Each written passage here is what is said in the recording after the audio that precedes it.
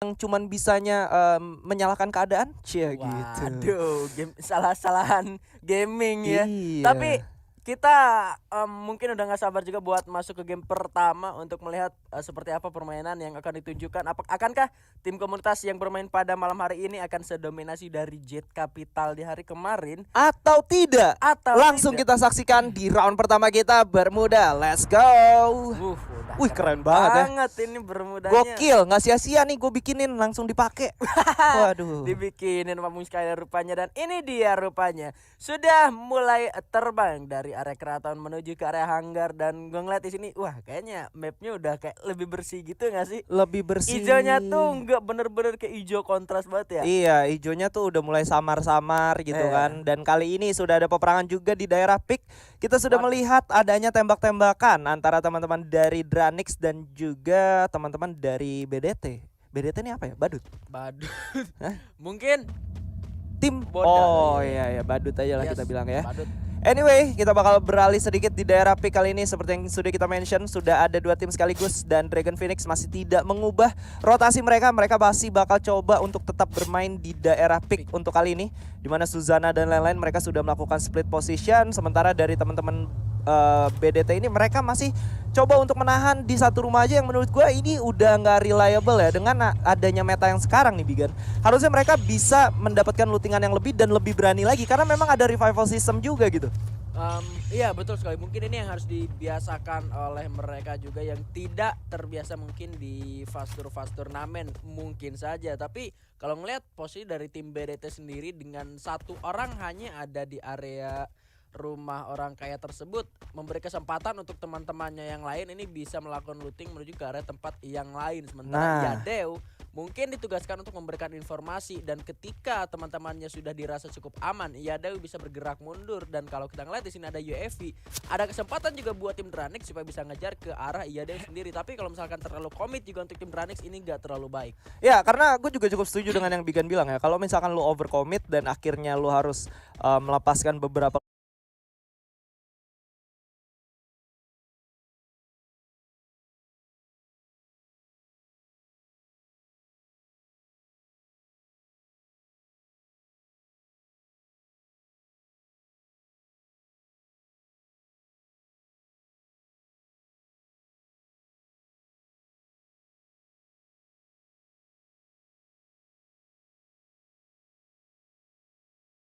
yang masih bisa lu dapatkan, ini bakal menjadi sangat dirugikan. Tapi kali ini kita bakal berpaling sedikit ke daerah plantation, di mana seorang Mazda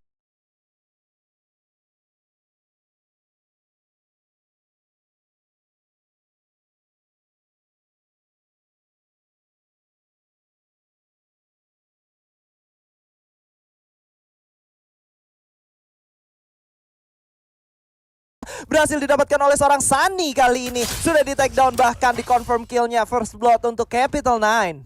Wow. Ada sebuah penculikan yang dilakukan oleh seorang Sunny. Bahkan setelah berhasil menculik satu orang, kali ini Sunny berupaya untuk terus mundur karena posisi dari tim Capital 9 ini cukup jauh juga dari rekan-rekannya, apalagi seorang Sunny. Dan ada ketidaknotisan dari salah satu player dari tim JS ya tadi, yang mau masuk ke area rumah ayah. Mungkin ada koin yang dia bisa gunakan untuk membeli glue wall, karena di sana ada vending machine. Tujuan mereka ke sana dan terculik. Sebenarnya mereka kayaknya udah ngeliat sih, karena dari pergerakannya mereka udah coba melakukan regrouping juga. Tapi memang sayangnya teman-teman dari Capital Line sendiri tadi benar-benar visionnya bagus banget. Satu orang tersebut notice dan coba melakukan strafing dan akhirnya bisa mendapatkan satu orang. Dan gue suka ya, Capital Line ini memang dari dulu udah sering banget kita dengar di beberapa turnamen seperti FFVM di final group. Tapi kita tahan dulu pembahasannya kali ini. Nampaknya Bigan, karena ada satu orang yang sudah berhasil di knockdown, bahkan 2 dari Madura Prime, menyisakan 2 kawan-kawannya. Sementara itu dari No Counter, satu orang sudah berhasil di pick off. Bakal coba untuk langsung dimasukkan lagi ke dalam. Force dengan cukup sekarat dan langsung didapatkan oleh seorang Luffy. 1 tukar 1, kondisi menjadi 2 lawan 1. Ika menjadi last man standing dan ternyata tidak cukup kuat karena Madura Prime masih belum menemukan counter dari No Counter tentunya. Mado Fluffy berhasil menjadi penyelamat dengan 3 poin eliminasi yang berhasil dia kumpulkan terhadap Madura Prime Esports. Sementara kalau gue ngeliat dari Madura Prime Esports sendiri sebetulnya tidak ada alasan lagi untuk tidak siap. Bahkan gue ngeliat juga kesiapan dari tim Madura Prime untuk menghadapi satu tim ini udah sangat-sangat matang. Kalau kita ngeliat secara positioning, cuma ada satu poin yang mana tadi ketika Force berhasil diselamatkan, dia nggak punya waktu buat gulung medkitnya lagi. Padahal Betul. Force ini merupakan salah satu player yang selalu bisa ngacak-ngacak pertahanan lawan di jarak dekat. Dia ini adalah orang yang lincah. Cuma sayangnya ketika dia terculik tadi dia nggak ada waktu buat gulung medkit lagi, sehingga ada satu player dari tim No Counter tadi dia pakai MP40 berhasil ngepick dari jarak yang agak sedikit jauh dan juga celah yang cukup sempit juga. Jadi udah nggak ada kata lagi untuk tim No Counter buat nggak komit all out ke arah tim Madura Prime Esports. Dan ya karena secara grounding juga harusnya mereka udah bener-bener dikuasain banget ya. Mereka udah tahu teman-teman dari Madura Prime itu berada di mana dan mereka juga udah siap. Karena dalam catatan seperti ini, mereka sudah tahu di dalam sudah ada yang terkena down satu orang dan satu orang memasang glue untuk melakukan reviving, yang artinya kondisi dari player-player Madura Prime 2 orang sudah diketahui tempatnya dan juga posisinya. Sampai akhirnya ini membuat mereka menjadi lebih leluasa menjaga flanking mereka dan mengcover musuh yang ada di sekitar mereka, Bigan. Ada yang diketahui mungkin oleh anak-anak dari tim No Counter yang sudah sering sekali melihat pergerakan dari tim Madura Prime ke arah mana nih. Dan mereka mungkin di area atas berarti lawan mereka adalah Madura Prime. Ya. Mungkin mereka juga mempelajari tentang hal itu di area graveyardnya itu sendiri. But nice try untuk Madura Prime Esports, harus berjuang lagi di game kedua. Masih ada kesempatan di 5 round yang tersisa dan sejauh ini hingga menit ke-5 menuju ke-6 baru ada satu tim saja yang terculik. Sementara kalau gue ngeliat tadi arah rotasi dari setiap tim pun kalau misalkan masih bisa menghindari fight tadi pun cukup dihindari terlebih dahulu ya. Harusnya karena memang dari segi kompetitifnya sendiri untuk kali ini, menurut gua kalau lu harus fight di early game oke lah. Kalau misalkan lu bisa nge-trade 1-2 orang, tapi catatan yang penting adalah roundnya cukup terbatas dan kalian cuma punya 1D aja. Kalau kalian sekali aja kepleset itu sulit banget, Pak. Enggak ada kesempatan lagi. Ada kesempatan lagi season depan tapi. Oh iya. Kalau lolos lagi. Itu pun kalau lolos lagi. Ingat ya, kesempatan itu tidak bisa dilewatkan. Cuman angkot aja yang diberhentiin kadang kelewatan gitu. Tapi kali ini kita bakal beralih sedikit di daerah Shipyard. Ada teman-teman dari Giles Squad kali ini yang sudah bertemu langsung dengan 2 tim sekaligus, Capital 9 dan juga satu lagi dari tim apa itu ya? Itu No Counter tadi sama No Counter Capital yang 9. dapetin 4 poin elimination ya. Betul. Ini tidak baik kalau menurut gua, terlalu lama di area luar zona. Dengan patch update yang sekarang zona juga sudah mulai bergerak dan terlihat dengan sangat cepat juga, tapi mereka cukup overcommit untuk berada di luar zona. Apalagi Capital 9 kali ini Bayu CS juga berhasil ditumpangkan, satu kali diamankan oleh tim Jail Squad. Kali ini Capital 9 kali ini tentunya bakal bergerak untuk mengamankan dirinya karena satu orang sudah terculik dan mereka masih berada di area luar zona. Ya, dan dari kejauhan juga ternyata sudah ada teman-teman dari Mantap Kali. Seorang Malau kali ini sudah mendapatkan 2 orang sekaligus dan ternyata Wina bakal coba untuk di-confirm killnya. Teman-teman dari NSC harus benar-benar mundur terlebih dahulu nih. Yap, berhasil untuk di ending juga tentunya kali ini. Tapi kalau melihat dari zonanya sudah mulai bergerak keluar dari area Pochino. Anak-anak dari tim Mantap Kali bakal bergerak masuk ke area zona selanjutnya. Ada pilihan jalan lurus ke arah sana dan kalau kita ngeliat dari minimap ini tidak ada hadangan di area garasi bagian atas di dekat kota tua ya. Jadi masih ada kesempatan, tapi ternyata di area kota tua kali ini sudah ada 2 tim yang sedang saling memantau satu sama lain. Ada tim DG Esports dan juga Ordinary yang sudah akan mengeluarkan tembakan satu sama lain. Tapi gue ngeliat nickname-nya ini nggak asing-asing banget ya. Masih ada morph-nya. Yap, masih ada Waduh. morph-nya, ada Irater. Apakah? Wih, Dan ada Aan juga, Aan, ex-player dari GGWP. GGWP yang tentunya mereka sekarang menjadi satu dengan harapan mereka bisa memberikan yang terbaik juga untuk Ordinary kali ini. Tapi tentunya DG dengan segudang pengalaman ya kita sudah bisa melihat gimana kualitas seorang Andrikyu dan juga Made Jevi. Merupakan salah satu tim juga yang cukup konsisten untuk bermain di laga seperti let's say Liga. Tapi tentunya konsistensi mereka bakal diuji dengan gameplay yang sprint seperti ini dan juga game yang cukup singkat dalam satu hari aja. Tentunya mereka harus menunjukkan lebih lagi. Ditambah menurut gua lawan mereka kali ini benar-benar bukan sedikit lagi, Pak. Udah sulit banget nih. Iya.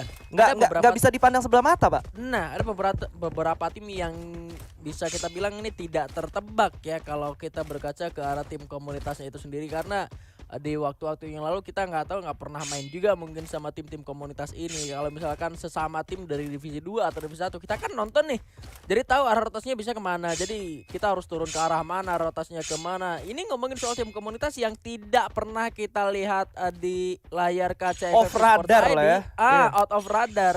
Jadinya mungkin ini bakal jadi satu catatan untuk tim-tim yang sudah bermain di divisi 1 ataupun divisi 2.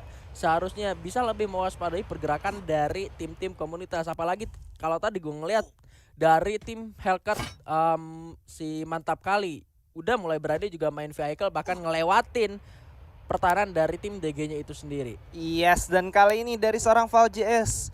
What Wah. are you doing, bro? Reviving. Wah, ini nggak ada yang namanya medkit. Bakal coba untuk melakukan reviving juga, tapi kayaknya nggak bakal kuat karena zona udah cukup sakit dan ternyata bakal digigit. Dan itu dia akhir dari GS Knight. Jangan terlalu memaksakan untuk menghidupkan orang ya. Tapi sayangnya itu kalau misalkan satu temennya nggak kenok, bisa aja masih ada kesempatan. Karena ketika lu kenok itu si timingnya itu masih jalan kalau reset lagi. Cuman yang perlu kita catat juga ini adalah zona ketiga ya. Iya, zona ketiga udah lumayan sakit dan kondisi lu cukup jauh, Pak. Ada di daerah Busai tadi kalau gua nggak salah. Nggak ada medkit juga, bener sih. Iya, dan kali ini sudah ada open fire dan satu inisiasi dari teman-teman DG, di mana mereka bakal coba untuk melakukan rushing ke arah dalam, dan teman-teman dari Ordinary bakal coba bertahan di dalam satu poin aja, tapi ternyata seorang Andri Q berhasil di pick off begitu saja, dan 1 poin eliminasinya dikonfirm oleh Dranix Denzo yang sudah memantau dari kejauhan. Kali ini seorang Jix No Cure bakal coba mencari cure untuk lawannya, dan ternyata Ace sudah berhasil di pick off satu orang. Kali ini ada satu juga yang namanya Chrono di pop out, tapi gak cukup kuat karena seorang Rajor juga bakal coba untuk mundur terlebih dahulu. Langsung diajar begitu saja, menyisakan kondisi 2 lawan 1. Apakah bakal menjadi 1? Kebalikan untuk DG, dan tentu saja DG berhasil keluar menjadi pemenangnya. 4 poin eliminasi dan kehilangan 1 orang merupakan harga yang lumayan mahal karena mengingat zona sudah mulai bergerak lagi 7 detik dari sekarang. Sementara itu teman-teman dari Poin sudah melihat adanya perkembangan dari pergerakan dari lawannya, menyisakan 1 orang aja yang lagi coba untuk kabur dan menyelamatkan placement point. Tapi seorang Ruli nggak bakal tinggal diam nih, Bigan. Yes, bakal dilepas aja ternyata karena emang pergerakannya terlampau jauh ke area luar dari circle, bahkan arah terluar dari zona, dan Chester berhasil menjadi penyelamat untuk tim DG Esports dengan jadi orang terakhir yang masuk menuju ke arah compound lawannya. Sementara 1 orang terakhir dari tim Ordinary tadi itu udah kececer abis sama teman-teman dari tim DG Esports yang lain. Berhasil masuk dengan M1014 dan health point yang masih cukup utuh dan membuat tim DG berhasil memenangkan pertempuran. Tapi Jatra kali ini lagi atraksi terjun payung. Gue baru tahu ternyata udah bisa dipakai di sini ya buat membantu kita bisa turun dari arah atas. Itu keren banget gak sih kalau dia jadiin jerak jeduk? Itu keren banget. Tapi anyway, gue kan pecinta Assassin's Creed juga ya. Dari awalnya sampai akhir gue selalu ngikutin. Tapi biasanya kalau lompat itu ada jeraminya. Ini nggak ada jeraminya. Emang FF ini tekbal gitu. Tapi saking tekbalnya 1 orang sudah berhasil di pick off oleh seorang Denzo, yaitu teman-teman dari MK yang sudah tidak tahu harus bergerak ke arah mana lagi karena 1 orang sudah terkunci posisinya, di mana bersembunyi di balik glue wall yang ada. Tapi nggak bakal berhenti sampai di situ aja karena teman-teman dari Dranix seperti yang kita ketahui selalu bermain dengan cukup agresif. Tapi di lain sisi juga NS yang mendengarnya ada peperangan gak bakal ikut campur karena mereka hanya ingin masuk ke dalam zona dan coba untuk menahan pergerakan lawannya kali ini, Bigan. Yap, sementara Dranix dan cukup agresif kali ini bakal menahan pergerakan dari tim No Counter juga. Di sana masih ada 1 orang Ilal yang tersisa di belakang yang tidak dikasih jalan untuk masuk ke dalam zona selanjutnya. Masih dipantau dengan sangat-sangat akurat oleh tim Dranix, tapi dicari counter zona tumbang. Tapi kali ini kita melihat ada Hellcat juga tereliminasi. Tim DG juga kali ini harus melawan tim Point 69. Ruli berhasil Jambul kali ini. 2 orang masih tersisa. Tapi Girji juga berhasil untuk ditumbangkan karena Jambul begitu agresif untuk melakukan perlawanan. Bahkan 1 persatu member dari tim Point 69 berhasil disapu bersih oleh tim DG Esports. Rian menjadi orang terakhir. Madenya bakal bergerak masuk, diikuti ada follow up dari 2 orang rekannya. 1 buah lemparan dengan sebuah flash precision Andrik belum memberikan sebuah damage, tapi Rian bakal diberikan pressure yang sangat-sangat apik tentunya. Kali ini 3 orang sekaligus Rian sudah sangat sulit dan harus tumbang di posisi ke-7 di tangan DG Esports. Iya, DG bermain dengan sangat apik untuk kali ini seperti yang sudah di-mention sama Bigan, dan bisa gue bilang Jambul menjadi orang yang sangat penting di fight yang tadi, di mana dia berhasil menumbangkan 2 orang dan membuy time untuk teman-temannya melakukan flanking, dan juga tentunya musuhnya teralihkan dari segi perhatian sampai akhirnya satu persatu ditumbangkan dan mereka masih cukup lengkap 4 orang dan mereka juga nggak terlalu jauh dari zona. Kali ini ada tantangan baru tentunya dari Capital 9 yang mereka juga melakukan rotasi dan bertemu dengan teman-teman dari DG yang baru saja selesai perang. Kondisi 1 tukar 1 di mana seorang Made JV juga sudah berada di paling depan untuk memberikan perlawanan lebih dan juga menahan pergerakan lawannya untuk masuk ke dalam zona, di mana seorang Rico Boy sudah berhasil di pick off dengan 1 critical damage yang diberikan oleh seorang Made JV, tapi di belakang masih ada 1 tim lagi yang coba untuk menahan pergerakan mereka. Capital 9 Glory harus cukup puas di posisi ke-6 kali ini, Bigan. Ya, sementara kali kita melihat ada Jar juga yang sudah kita terlambat karena Denzo. Tembakan dari Fabazi sudah lebih dulu masuk. Kita melihat Armada juga berhasil untuk ditumbangkan dan bahkan harus tumbang di tangan tim Badut. Rupanya kali ini sudah mulai terlihat juga pergerakan dari tim NSC tadi. Harus ada yang terknockdown 1 orang, bahkan terpulangkan juga ke arah lobby oleh Lunatics. Tim yang turun di area pick kali ini sudah mulai bergerak untuk masuk sedikit demi sedikit ke dalam zona selanjutnya, karena memang zonanya juga tidak terlalu jauh dari area pick. Dan kalau kita melihat dari tim 99, para member dari tim NSC kali ini mendapatkan 1 kerugian meskipun mereka ada di bibir zona. 1 orang tersisa dan belum mendapatkan kill sama sekali. Tentunya area tenda di sana bakal menjadi tujuan untuk tim-tim yang juga bakal masuk ke dalam zona selanjutnya, Bung Syaila. Ya, bakal menjadi satu perhatian yang lebih karena memang ini adalah 1 komponen tersisa. Dan kali ini dari tim Badut sendiri bakal coba untuk komit dan ngecek apakah ada orang. Ternyata tidak, sadar karena perhatian mereka lebih teralih ke teman-teman dari NXL. 1 M79 sudah langsung dilemparkan, tapi masih belum menemukan siapapun. Masih belum connect. Coba lagi dihujani oleh granat yang sudah siap untuk dilemparkan. Dilemparkan langsung ke arah depan. 2 orang coba untuk bertahan. Ogus masih cukup baik kali ini, bertahan di 1 glue wall-nya yang udah cukup parah tentunya. Coba dihujani lagi peluru, M79 dikeluarkan. Wow. The end for NXL, dan tim BDT kali ini sudah berhasil mendapatkan 4 poin eliminasi, dan tentunya masih akan bertambah karena mereka ada di higher ground. Bakal menjadi 1 tantangan lebih untuk DG dan juga tim Dranix, yang mana mereka bakal coba bertahan dari gempuran yang ada di daerah atas. Tapi Dranix dia bakal tinggal diam, coba untuk menatakin juga. Ada 3 orang dari Dranix berhasil dikantongi oleh 1 peluru M79. Gak berhenti sampai di situ. Coba lagi untuk menghujani lawannya. 1 demi 1 glue wall sudah dihancurkan. Diberikan pressure lebih. Granat dilemparkan ke atas. Respon glue wall yang cukup baik. Andriku berhasil tersungkur di sana, menyisakan seorang Jambul yang bakal coba untuk melakukan reviving. Tapi seorang Resmi gak bakal tinggal diam. Maju ke arah depan. Menjadi 1 orang yang menimpalang 2 orang sekaligus. Jipa bakal coba untuk masuk di timing yang sangat bagus kali ini. Dari depan ada seorang Resmi yang udah diajar. Dan DG menyisakan 2 orang yang masih coba untuk memberikan pressure lebih. Jambul masih bertahan kali ini, menyisakan Andriku dan juga Jambul ngelawan 2 orang sekaligus. Apakah Cipa bisa? Karena Cipa udah coba untuk mengeker 1 charge boosternya, menjadi lawannya, dan ternyata that's it. Booyah for Dunia Games Esports. Buset, seru parah, dan DG Esports akhirnya berhasil